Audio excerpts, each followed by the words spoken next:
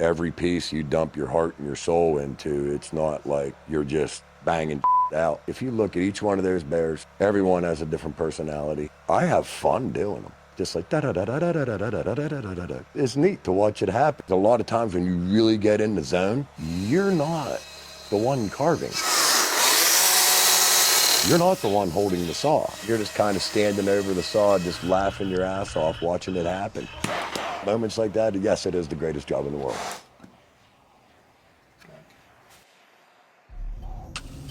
I was a timber framer.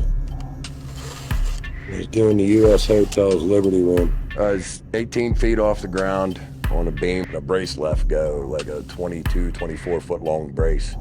It was under pressure. And when it sprung up, it smacked me in the back, and I took one step forward. That was 18 feet lower than the one I was on. I turned around to grab the board. It wasn't there, and I turned around and I touched the beam I was standing on and went, okay, I want to land right over there. That was a crazy minute, man. It was crazy. It seems like a minute, but it was like tenths of a second or a second, you know. After 8 months, foot above my head, I split my ball in my ankle diagonally, drove it through the front of the socket, shattered my heel into 10 pieces, 12 screws and a steel plate, put all that back together. Not above your heart, above your head, bro. Above your head, 8 months. But I got it to the ground and was bored as hell. You can't go from my aggressive life to HBO. Cut up a tree earlier in the summer for my neighbor, you know, before it got hurt. And so I stole a couple billets of wood, had a chainsaw, was the only tool I had laying in the damn garage. So I sat down on the ground, billowed wood between my legs, and I carved a mushroom. And I was like, wow, it looks pretty cool. So I carved another one, you know. And a couple days later, a buddy of mine, Craig, God rest his soul, he passed away since. He came over to play guitar with me because he knew I was bored.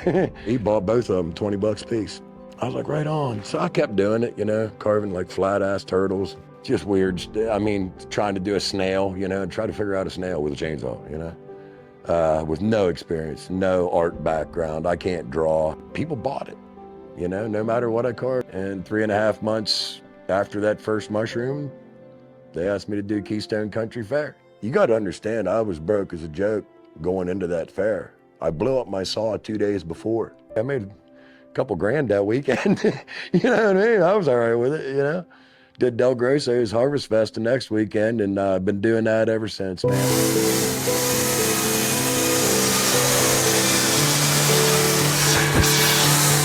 3.5 years later, I'm standing in the national championships, not knowing what the hell I'm doing in Oshkosh, Wisconsin, at the Ducks Unlimited Fair. I took 7th place. It's by invitation only, so I love them. They pay you to show up. And the gift packs are like amazing, and the food was amazing, the hotel was amazing. So I just kept carving, orders kept coming in, kept doing fairs and events and competitions when I could find them, and I went 10 in a row, first, second, or third, baby. 6 first place, 2 thirds, and 2 seconds. 10 comps in a row on the podium, man. I was living large. I had a stack of freaking chainsaws that I won, Echo chainsaws. There was like 6 of them stacked up in the corner, you know. It's still in the box. 2010, asked me if I wanted to go to England and compete at the English Open. I was saying yes before I knew anything about it, you know. The English Open, they only take 32 carvers from around the world. They take 6 off the North American continent. Met a dude, Vinco. He says, where are you from, Tim? I said, Pennsylvania. He says, oh, just below New York, East Coast, United States. I was like, yeah. He said, where are you from? He said, Macedonia. I went, this exists? English Open was amazing. Then the following weekend, I did Carve Carbridge in the Highlands of Scotland. Wow, what an experience. I thought it was badass, dude. I spent 2 months touring the UK and Europe. I paid for 4 nights in a hotel, that whole trip. All the rest of the time was staying on, you know, people's houses. I slept on a couple couches. It's just been like a roller coaster. It was like tripping and falling uphill. And you just, ground's going by so fast, so hard, so fast. It was hard to handle, because you not the fame or whatever like that. I didn't care about all the trophies and all that. It never made a difference to me in any way.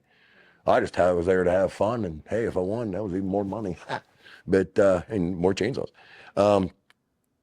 But it was the aspect of how other people seen me without even knowing me. You're Tim Klock? No, I'm the guy you were doing Jaeger bombs with a couple of minutes ago. I'm that. That's me. That's Tim Klock. So I always ask this question to new carvers. Why do you do what you do? What do you want out of carving? Do you want to make $1 million selling $50 bears on the side of the road? Do you want to be a rock star? Do you want to just do it for the travel and to meet people, you know, and try food? Which is me.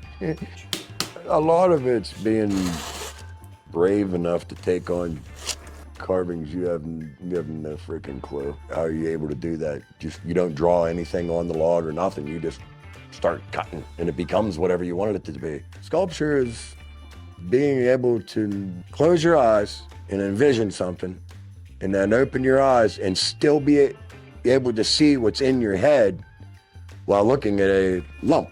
I don't need that part, and I don't need this part, and I don't need that, and then I go over here, I don't need that, I don't need this, I don't need that, I don't need that, I don't need this, goes off here, okay, there you go. The way your grain's running, how to keep the integrity of the piece without it flying apart. See how now you're starting to see the wood grains. Beautiful wood, that's catalpa. Just the grain lines in that stuff is just amazing. Trav gets me a lot of white pine and catalpa. Charlie's Tree Service, Travis, is not only an immense arborist, a clean crew, man. I mean, I've seen guys go in there and chop somebody's yard up. That ain't them. You know what I mean? You don't even know they were there except the tree's gone. I'm just glad it went this way because I've eaten pierogies in Poland. I've had the halushki and kibasi in Czechia. I stepped on Ukraine soil, man. Carvers are a big family, a giant, giant family. I've been drunk with Russians. We couldn't talk about much because he didn't speak English and I would speak Russian. Ruski, dachujem ti velmi pekne, which is, thank you so very much. Chesna pivo, time for beer. And if you'd asked me when I first carved those mushrooms, this is gonna take you all over the world and you're gonna go all these countries and meet all these people, and I'd have been like, dude, you gotta quit smoking that. It's rotting your brain. The people love my work and give me the money. Keep the trophy, I'm all right, you know.